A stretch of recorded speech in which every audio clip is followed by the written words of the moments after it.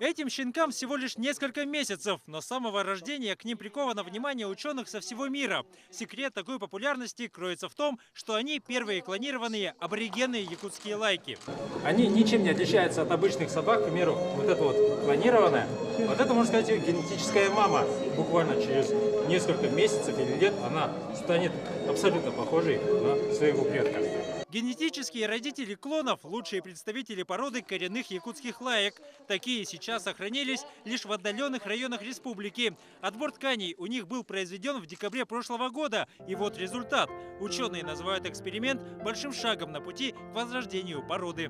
Японская нация возродила своих собак. Корейская нация тоже возродила таким образом своих собак. Наша задача именно найти генетические маркеры, присущие породе якутская охотничья лайка.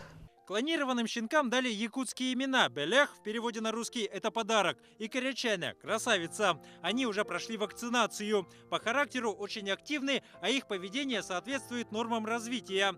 Также специалисты отмечают у них высокую способность к обучению и коммуникации. Мне было очень интересно работать с этим материалом. Я до этого изучал пустынных охотничьих собак в Дубае. Просто представьте, а якутские лайки из северной зоны. Они абсолютно из разных климатических зон. И их противопоставление очень интересно изучать.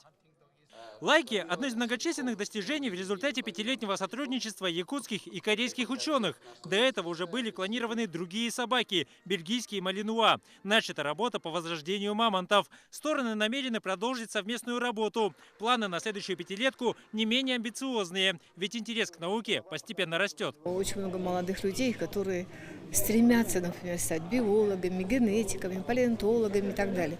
Раньше бывало... в основном куда шли в экономисты и в юристы, да? А сейчас очень много молодых людей, которые хотят получить совершенно другие профессии. В ближайшее время клонам предстоит пройти курс обучения главному навыку – охоте. Новые владельцы, представители клуба любителей охотничьих собак «Баянай» возлагают на них большие надежды. Верят, что в скором времени коренные якутские лайки вновь станут одним из самых узнаваемых брендов региона. Дмитрий Макаров, Иван Максимов, Вести, Якутск.